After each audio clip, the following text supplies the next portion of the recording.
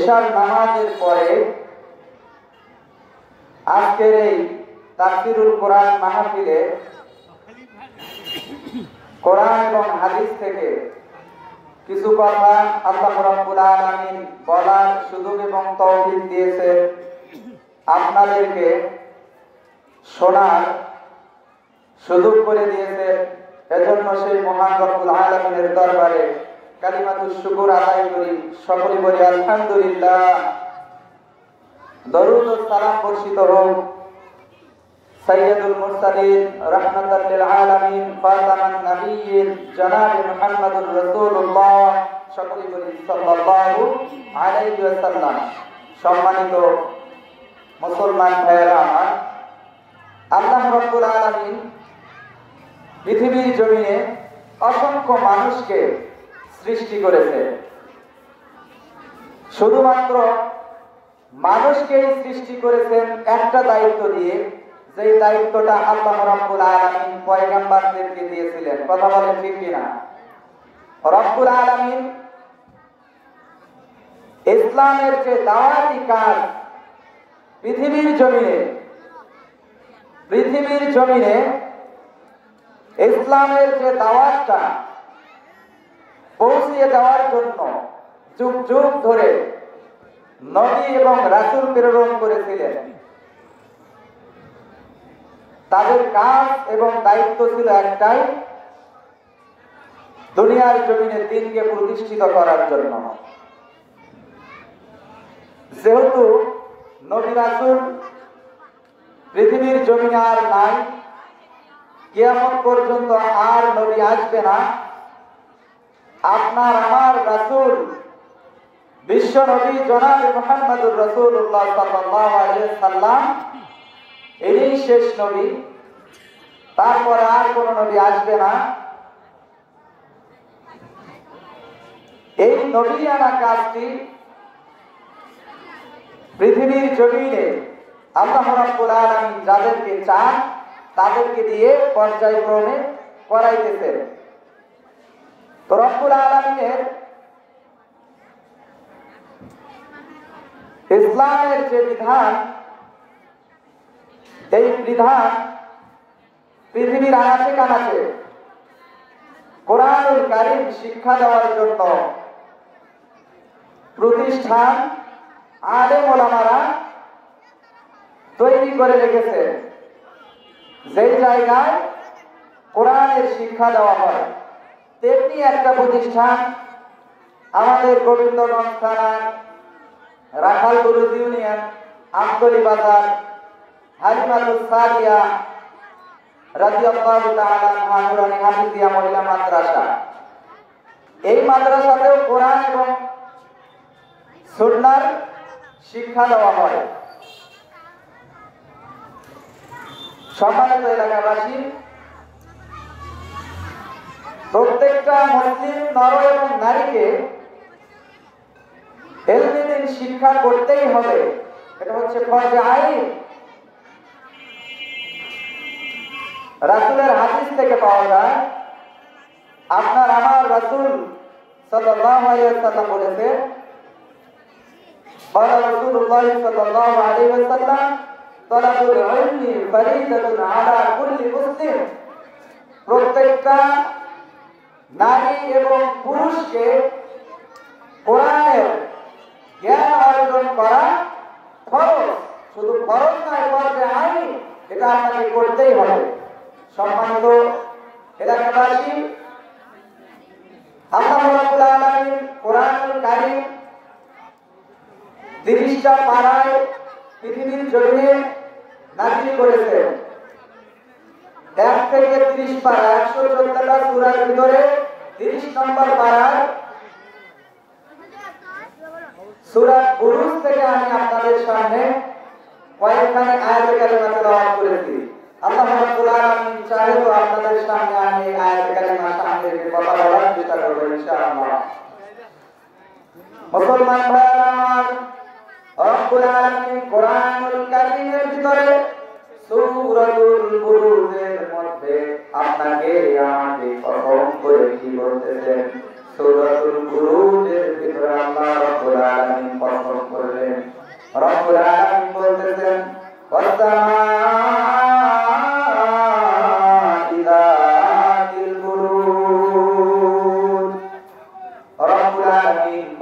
করলেন, কসম মজবুত দুর্গ বিশিষ্ট আকাশের। আল্লাহ রাব্বুল আলামিন পবিত্র কালামুল্লাহ পাকের কসম করে বলতেছেন, ওই যে আসমান দেখো, তারকা বিশিষ্ট আসমান, এই তারকা বিশিষ্ট আসমানের কসম। আল্লাহ রাব্বুল আলামিন কসম করলেন প্রথম নাম্বার আসমানের তারকা। রব্বুল আলামিন পরবর্তীতে কসম করতেছেন ওয়াল ইয়াউমিল মাউউদ, সেই দিন যার ওয়াদা করা হয়েছে। রব্বুল আলামিন কিয়ামত দিনের কসম করে বলতেছেন, যে দিনটি সংঘটিত হবে, প্রত্যেকটা মানুষ কিয়ামতের ময়দানে উপস্থিত হবে। আল্লাহ পাক রব্বুল আলামিন দুই নাম্বার কসম করলেন। তিন নাম্বার কসম আল্লাহ রব্বুল আলামিন করতেছেন ওয়া শাহিদু ওয়া মাশহুদ। রব্বুল আলামিন বলতেছেন ওয়া শাহিদু ওয়া মাশহুদ, শাহিদ ওয়া মাশহুদ। শাহিদ আর মাশহুদ এখানে দুইটা কসমের কথা আল্লাহ রাব্বুল আলামিন জানা দিয়েছেন। শাহিদ ওয়া শাহিদু ওয়া মাশহুদ, এখানে রাব্বুল আলামিন বলতেছেন শাহিদ মানে ইয়াউমুল জুমআ আর মাশহুদ মানে ইয়াউমুল আরাফা। জুমার দিনের কসম আর আরাফার দিনের কসম। রব্বুল আলামিন এই কসমে তিন নাম্বার আয়াতে দুইটা কসম করলেন। প্রথম নম্বরে রব্বুল আলামিন কসম করলেন আসমানের তারকা বিশিষ্ট আসমানের কসম। দ্বিতীয় নম্বর আল্লাহ রব্বুল আলামিন এমন কসম করলেন যে প্রত্যেকটা মানুষকে সেই জায়গায় উপস্থিত হতে হবে। রব্বুল আলামিন কিয়ামত দিবসের কসম করলেন।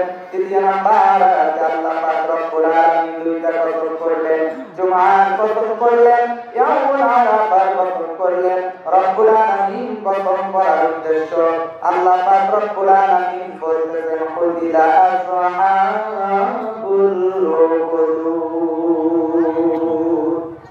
মারা পড়েছে যারা গর্তের ভিতরে, গর্ত যারা খনন করেছিল তাদের কসম। আল্লাহ রাব্বুল আলামিন কসম করে তাদের কথা বলতেছেন। গর্ত খননকারীদের উপরে আমি আল্লাহ রাব্বুল আলামিন কসম করে বললাম, লানত করলাম তাদের উপরে, তারা অভিশপ্ত, তারা ধ্বংস অনিবার্য, তাদেরকে আমি ধ্বংস করিয়ে ছাড়ব। রব্বুল আলামিন বলতেছেন ইযহুম আলাইহা কুউদ। আল্লাহ পাক রব্বুল আলামিন বলতেছেন যখন তারা সেই গর্তের কিনারায় বসেছিল, কাফের বেঈমান মুশরিকরা গর্ত খনন করেছিল, ঈমানদার বান্দাদেরকে সেই গর্তের ভিতরে নিক্ষেপ করেছিল। যাদের ভিতরে ঈমান ছিল, যারা আল্লাহর আনুগত্য করেছিল, যারা রব্বুল আলামিনকে মেনে নিয়েছিল, তাদেরকে কাফের বেঈমান মুশরিকরা গর্তের ভিতরে নিক্ষেপ করেছিল। এবং এই গর্তে নিক্ষেপ করার সময় ওই গর্তের কিনারায় অসংখ্য মানুষ বসেছিল। তাদেরকে আল্লাহ রব্বুল আলামিন বলতেছেন, রব্বুল আলামিন পড়াতে বলেন ওয়ালা মা ইয়াফআলুনা বিল মুমিনিনা শুহুদ। রব্বুল আলামিন বলেন ঈমানদারদের সাথে তারা যা কিছু করেছিল তা আমি আল্লাহ রাব্বুল আলামিন দেখেছি। আমি আল্লাহ রাব্বুল আলামিন সেটাকে প্রত্যক্ষভাবে দেখেছি। রব্বুল কারীম জানা দিচ্ছেন ওয়া মা নাকামু মিনহুম ইল্লা আন ইউমিনু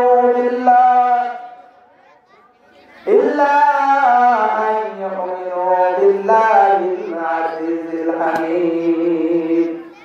আল্লাহ রাব্বুল আলামিন বলেন ঈমানদারদের সাথে তাদের শত্রুতা এছাড়া কোনো কারণ ছিল না। যারা মুসলমান, যারা ঈমান এনেছিল, তাদের সঙ্গে বেঈমান কাফেরদের শত্রুতা একটাই কারণ ছিল। আল্লাহ পাক রব্বুল আলামিন বলতেছেন তাদের শত্রুতা করার একটাই কারণ ছিল যারা ঈমান এনেছে। এই ঈমান আনার কারণ, যারা ঈমান এনেছে এই ঈমান আনার কারণেই কাফেরদের সঙ্গে মুসলমানদের শত্রুতা ছিল। তারা মুসলমানদেরকে ধরে ধরে শাস্তি দিত, মুসলমানদেরকে ধরে ধরে নির্যাতন করত। আল্লাহ পাক রব্বুল আলামিন সূরা বুরুজের ভিতরে চারটা কসম করেছেন। আর আমরা জানতে পারলাম এই তাদের জন্য করা হয়েছে যারা মুসলমানদেরকে ধরে নির্যাতন করেছিল, গর্তের ভিতরে ফেলে দিয়েছিল, ওই গর্তের ভিতরে অগ্নিকুণ্ড জ্বালিয়ে তাদেরকে পুড়িয়েছিল। আল্লাহ পাক রব্বুল আলামিন তাদের জন্য কসম করেছেন, তাদের জন্যই ধ্বংস অনিবার্য। যারা ঈমান আনে, যাদেরকে ঈমান আনার পরে কাফের বেঈমান মুশরিকরা নির্যাতন চালিয়ে হত্যা করেছে নির্মমভাবে, আল্লাহ পাক রব্বুল আলামিন তাদের জন্য কসম করেছে। সূরা বুরুজের তাফসীরের ভিতরে এসেছে, বিশ্বনবী জনাব মুহাম্মদুর রাসূলুল্লাহ সাল্লাল্লাহু আলাইহি ওয়াসাল্লাম দুনিয়াতে আসার পূর্বে অনেক আগে দুনিয়ার জমিনে একজন জালেম বাদশা ছিল। সেই জালেম বাদশা নিজেকে খোদা দাবি করত। নাউযুবিল্লাহ বলেন। যেই জালেম বাদশা নিজেকে খোদা দাবি করত, যারা এই বাদশাকে খোদা মানত, তাদের জন্য এই বাদশা দুনিয়ার জমিনে ভালো ভালো জিনিস রেখে দিত। আর যারা এই বাদশাকে খোদা দাবি মানত না, যারা আল্লাহর উপরে ঈমান আনত, এক আল্লাহকে মেনে নিত, তাদের জন্য বাদশা নির্যাতন চালাইত তাদের উপরে। তাদেরকে ধরে ধরে শুলে চড়িয়ে হত্যা করা হইত, আগুনে পুড়িয়ে হত্যা করা হইত। এই বাদশা নিজেকে খোদা দাবি করেছিল।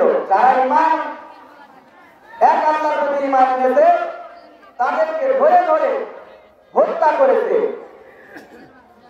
এই সূরাতুল বুরুজের এখানে একটা শিক্ষণীয় বিষয় হলো, ঈমানটা কতখানি মজবুত থাকার কারণে একজন ঈমানদার ব্যক্তিকে নিজের প্রাণ পর্যন্ত দিতে হয়েছে।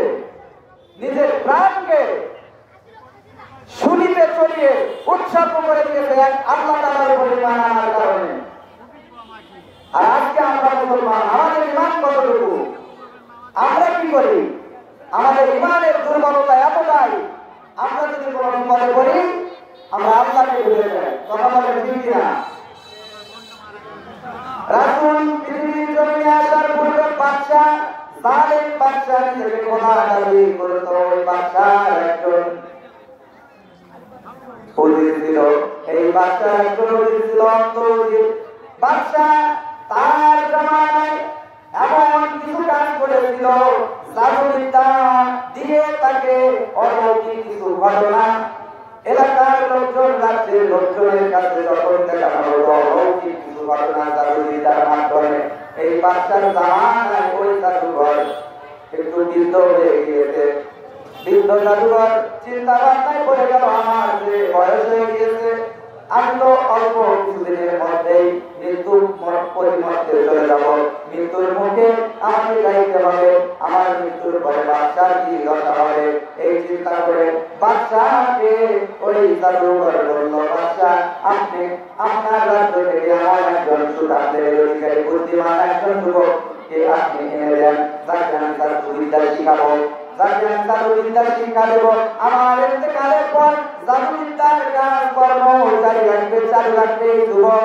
বাদশা জাদুঘরের কথা মতো সারা রাজ্য তালাশ করে একজন সুতান্ত্রের অধিকারী জ্ঞানবান বুদ্ধিমান একজন যুবককে উপস্থিত করলো বাদশার দরবারে। জাদুঘরের কাছে জাদুবিদ্যা শিক্ষা করে আর যখন বাড়িতে যায়, এইভাবে জাদুবিদ্যা শিক্ষা করার কালীন সময় রাস্তার মধ্যে অর্থাৎ ঈসা আলাইহিস সালাতু ওয়াস সালাম এর একজন উম্মত আবেদ বান্দা, ওই আবেদ বান্দা রাস্তার কিনারায় বসে কিছু সংখ্যক লোককে নিয়ে তাদেরকে এক আল্লাহ রাব্বুল আলামিনের প্রতি ঈমান আনার ঘোষণা দেয়। এক আল্লাহ রাব্বুল আলামিনের সৃষ্টির অলৌকিক কিছু ঘটনা বলায় মানুষদেরকে শিক্ষা দেয়। আল্লাহ রাব্বুল আলামিনের সৃষ্টির কথাগুলো বলে। এই যুবক প্রতিমধ্যে যাওয়া আসি সময় ওই আবেদ বান্দার কাছে উপস্থিত হয়। লোকজনকে যখন দেখে, লোকজনকে সমাগত অবস্থায় দেখে এই যুবক ওখানে সময় ব্যয় করে। সময় ব্যয় করার পর বাদশার দরবারে জাদুবিদ্যা শেখার জন্য আসে। আসতে একটু দেরি হলে বাদশার কাছে জবাবদিহিতা করতে হয়। এইভাবে বাদশার দরবারে যাওয়া আসি প্রতিমধ্যে যখন আবেদ বান্দার কাছ থেকে এক আল্লাহ রাব্বুল আলামিনের কথা শুনে, এক আল্লাহ রাব্বুল আলামিনের ঘোষণা শুনে, অন্তরের ভিতরে যুবকের এমন একটা কৌতূহল জেগেছে যে এক আল্লাহ বাচ্চা নিজেকে খোদাদারি করে, এই তো কখনো খোদা হতে পারে না। যুবকের মনের ভিতরে কৌতূহল জেগে গেছে, তাই আবেদ বান্দা মুরব্বী ব্যক্তি আল্লাহর কথা বলে, আর আমাদের রাজ্যে একজন বাচ্চা আছে সে নিজেকে খোদা দাবি করে, আসলে কোন খোদাটা সঠিক খোদা? হঠাৎ একদিন এই আবেদের কাছ থেকে যাওয়ার পথে বাদশার দরবারে পৌঁছার আগ মুহূর্তে রাস্তার মধ্যে এই যুবকটাকে কিছু লোক রাস্তার ভিতরে দাঁড়িয়ে আছে। একবার দুবার করে এগিয়ে যখন যায়, যাওয়ার পথে এই যুবক দেখে সামনে একটা প্রাণী, হিংস্র প্রাণী, কিতাবের ভিতরে এসেছে একটা সাপ, আর এক বর্ণনায় আসছে একটা হিংস্র সিংহ। এই সিংহ দেখে লোকরা সামনের দিকে অগ্রসর হতে পারতেছে না। যুবক তখন বলল কি,